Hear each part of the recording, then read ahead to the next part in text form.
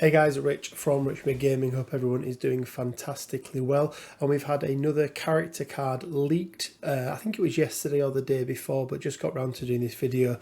And it is Cassandra Nova. So let's jump in and take a look at her card. So Cassandra is going to be a 5 threat, 7 stamina, medium move, size 2 character, with 2, 3 and 4 defense on physical energy and mystic respectively. Her builder is going to be a mystic called Psionic Bolt, range 4, strength 5, 0 cost, and after this attack is resolved, this character gains power equal to the damage dealt, and it also has the sap power ability, and before damage is dealt, the target character loses 1 for each wild in the attack, and this character gains that amount. So for every wild you roll, the target character loses a power, and Cassandra will gain that on top of what she's already going to get as well. So really good ability to generate power there. Let's have a look then down at her first spender, and that is Mind Possession, another mystic attack. This one is range 3, strength 6 and costs 1 power. So after the attack is resolved, you may advance the target character its speed. So really interesting, that one. I think it's going to be some really nice board game play, some really nice secure plays there, bringing her in towards the end of the turn, doing a couple of attacks, moving people about. So yeah, really like that one. Her last attack then is Flesh Manipulation. So this is a physical attack, range 2, strength 8, 4 cost. It has the trigger on a wild of Explosive Force. After this attack is resolved, other characters within 2 of this character are pushed away from this character's short. Pushed characters suffer 1 damage. So it is all characters, not just enemy characters, which is interesting. You're going to have to think about that. But actually, you could even use this to get some additional movement on your own characters for the cost of 1 damage. It could be worthwhile in some situations. So yeah, it'd be interesting to see how that one plays out. But the 8 strength, that's going to be pretty epic on the board. So let's take a look then at her superpowers, because there's quite a lot to go through here. So the first one is Biokinesis. Choose an enemy character within 3. It gains root and slow, so this costs 3. We're seeing a lot of root at the moment. We saw it first of all in Groot a long time ago, and now we start to see it on more and more characters, so really interesting.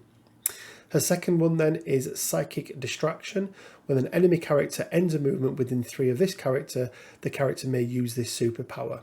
Roll 4 dice. The enemy character suffers 1 damage for each crit and wild rolled. If this superpower deals at least 1 damage, this character may advance small. So very similar to the Tricks and Traps from Mysterio, works in almost the same way from what I can read without comparing the 2 cards side by side.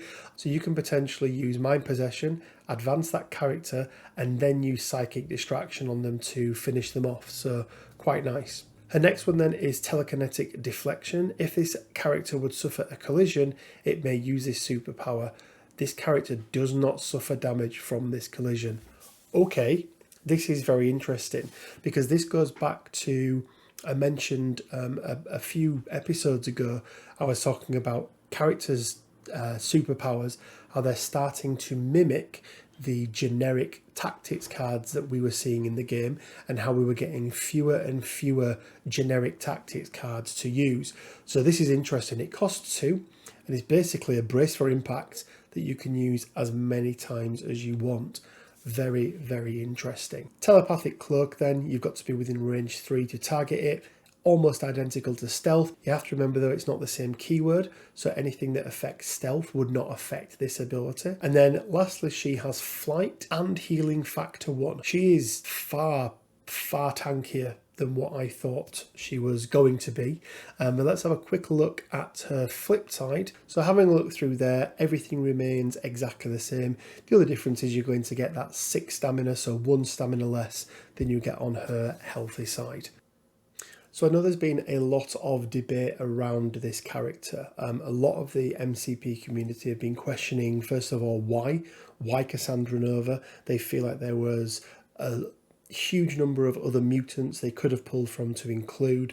Whether you know this character or not, one thing you cannot deny is that she could possibly be going straight away into that top slot for best 5-threat character in the game.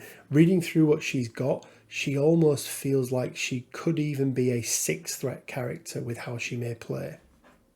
Her builder is nothing to write home about, but 5 dice mystic with that sap is going to be really, really nice for that power generation, and she's going to need a lot of it. Flesh manipulation is going to dish out some real damage, whilst mind possession is going to allow you to really control that board and move enemies from objectives. The inbuilt brace for impact she gets with telekinetic deflection is going to prove very, very effective against teams who like to use their throws of both people and terrain. And that 2-cost psychic distraction, where if she does do damage, she gets to advance small, can mean even greater survivability moving out of the way of a range 2 attack. Now, we still don't know where Cassandra's going to sit. If I had to hazard a guess, I'm going with 2 affiliations, both the Cabal, because that seems to be the repository for anybody who's slightly evil, and I think probably the Brotherhood of Mutants is where she's going to sit as well.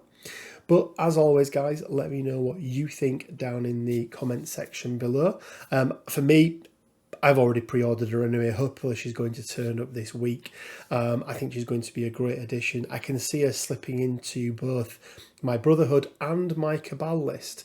I am moving away from Brotherhood at the moment and moving over to Cabal. Remember, we've got the giveaway for the month of July running, so make sure you're subscribed and make sure you leave a comment down in the comment section of this video or any other for the month of July, and that will also keep you notified of any upcoming content we've got, because we've got some pretty big announcements coming in the next couple of weeks in terms of the direction that we're taking, not just the channel but everything else as well that we're looking to do with the game of Marvel Crisis Protocol. So hit that subscribe button and make sure you don't miss out on anything. As always, guys, it leaves me with just enough time to say stay well, keep safe, and until next time, bye for now.